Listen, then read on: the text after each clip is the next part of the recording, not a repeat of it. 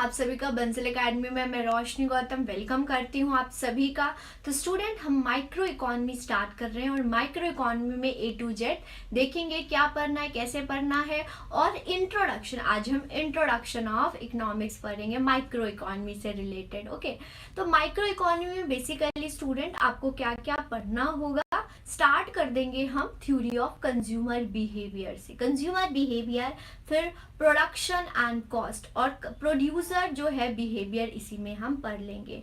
Consumer behaviour में IC पढ़ते हैं और प्रोडक्शन में आप आइसोकॉन्स पढ़ते हैं। तो यहाँ पर डिमांड सप्लाई आपका आईसी होता है, कार्डिनल ऑर्डिनल, फिर आ जाता है प्रोडक्शन जिसमें आइसोकॉन आइसोकॉस्ट पढ़ते हैं, फिर प्रोडक्शन हो जाता है, फिर कॉस्ट आ जाता है। Okay, decision making under uncertainty, risk यहाँ पर देखेंगे, गेन थ्योरी पढ़ेंगे, market structure A to Z सारे मार्केट पढ़ेंगे, perfect competition, monopoly, monopolistic competition, oligopoly, oligopoly में कौन से कोल्यूसिव है, नॉन कोल्यूसिव है, ए टू जेड पढ़ेंगे। राइट, फैक्टर प्राइसिंग क्या होता है, मतलब कि गुड्स के केस में मार्केट देखा तो फैक्टर के केस में भी तो मार्केट देखेंगे। जनरल इक्विलिब्रियम कैसे होता है, पार्शियल क्या होता है, जनरल क्या होता है, मार्शल, और यहाँ पर हम मार्शल जो है इक्विलिब्रियम और वॉलरस इक्विलिब्रियम के बारे में पढ़ेंगे।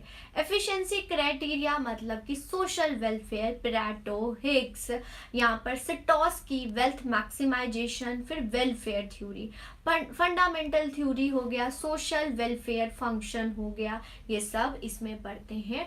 Asymmetric information, asymmetric information basically environment में भी कोई एग्जाम में एनवायरनमेंट में होता है और कोई एग्जाम में आपको ना माइक्रो में देखने को मिलता है। तो असिमेट्रिक जिसमें adverse selection, moral hazards, lemon condition, ये सब पढ़ेंगे हम। राइट, ये सारे माइक्रो इकोनॉमी में असिमेट्रिक इंफॉर्मेशन की वजह से मार्केट फेलियर होते हैं। ए टू जेड हम स्टार्ट करेंगे। तो थोड़ा सा आज हम इंट्रोडक्शन पढ़ लेते हैं, that is economy, micro economy का इंट्रोडक्शन। माइक्रो इकोनॉमी पहले होता क्या है ये समझिए।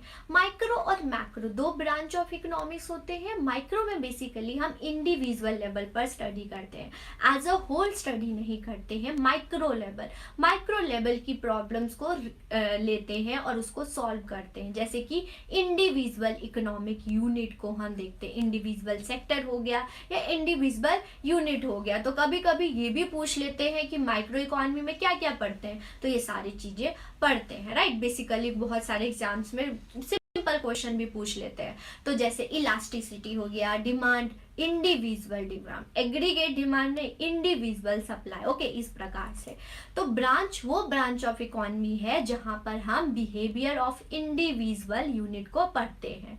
एडम स्मिथ जो है वो फादर ऑफ इकोनॉमिक्स है। अब ये क्यों फादर ऑफ इकोनॉमिक्स है, क्योंकि इन्होंने ही इकोनॉमिक्स वर्ड को कॉइन किया है। इन्होंने ये बोला कि हाँ, कोई इकोनॉमिक्स जैसा सब्जेक्ट होता है, इसीलिए को हम इनको फादर बोल देते हैं।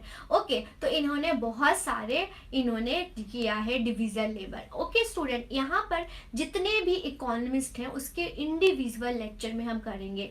एडम स्मिथ, केन्स, जितने भी हैं, राइट, हिग्स, उनको एक इंडिविजुअल लेक्चर में मैं लेके आऊंगी और स्टार्टिंग से स्टार्ट करेंगे। सबकी बुक्स भी वहाँ पर, कार्ल मार्क्स हो गया, माल्थस हो गया, केन्स हो गया, सबके बारे में डिस्कस करेंगे। राइट, वो एक लेक्चर होगा जो कि मैक्रो इकोनॉमी में बेसिकली मैं वो कवर करूंगी।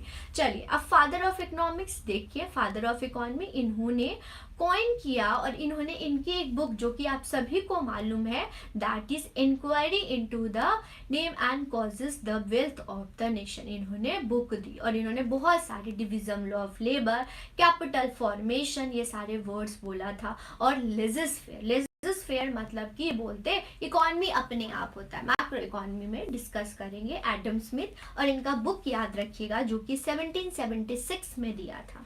ओके, 1776 में इन्होंने बुक लिखी थी।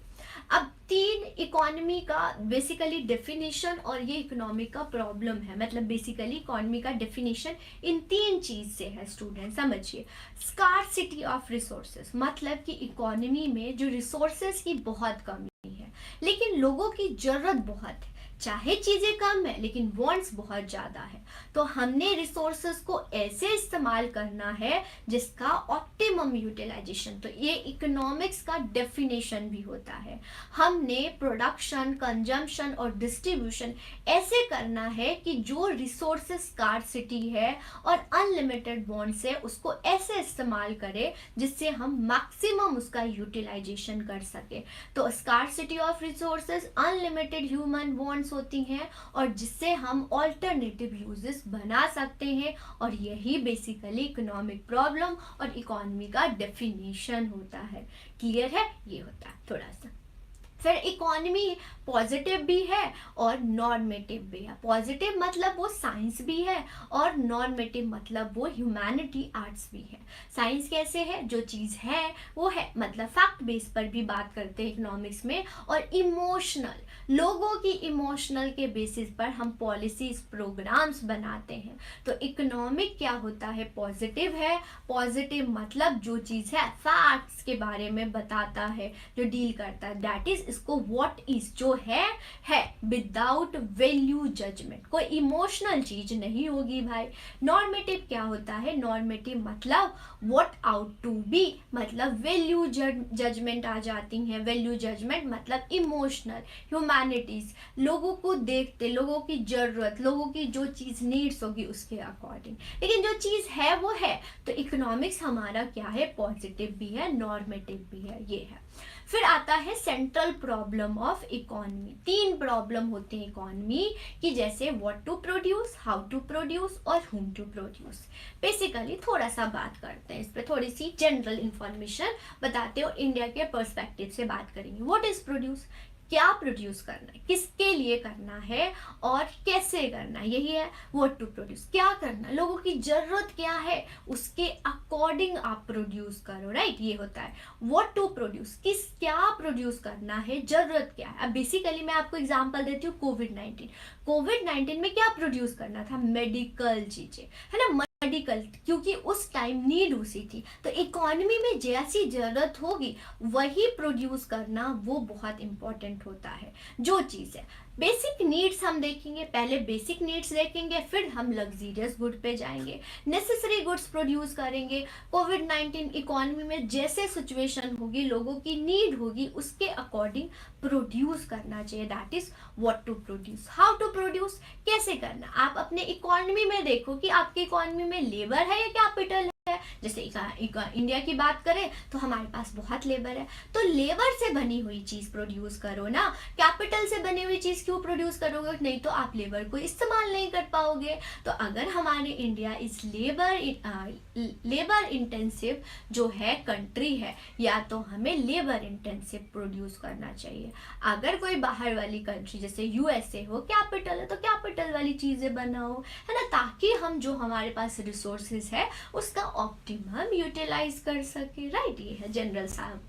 फिर आता है होम टू प्रोड्यूस, किसके लिए, जरूरत किसको है, ये देखिए पहले, है ना, सबके लिए नहीं कर सकते। एग्जांपल बताती हूँ, पीडीएस, पब्लिक डिस्ट्रीब्यूशन सिस्टम, पहले आया सभी के लिए आया, लेकिन सभी के लिए तो जरूरत नहीं है, इससे तो रिच और पुअर में तो गैप खत्म ही नहीं होगा। तो उसके लिए प्रोड्यूस करो, तभी आया टारगेटेड पीडीएस, मीन्स जिसको जरूरत है उसी को दो। तो होम टू प्रोड्यूस किसके लिए, रिच लोगों के लिए या पुअर लोगों के लिए। रिच लोगों के लिए रिच वाली चीजें करो, उनकी जरूरत के हिसाब से करो, इंडस्ट्री स्टैब्लिश करो, ओके। पुअर के लिए पहले उसको बेसिक नीड्स तो दे दो, तो ये चीज होता है। तो होम टू प्रोड्यूस हो गया स्टूडेंट। तो ये इंट्रोडक्शन था जो कि हमने थोड़ा सा जनरल इकोनॉमिक के बारे में पढ़ा।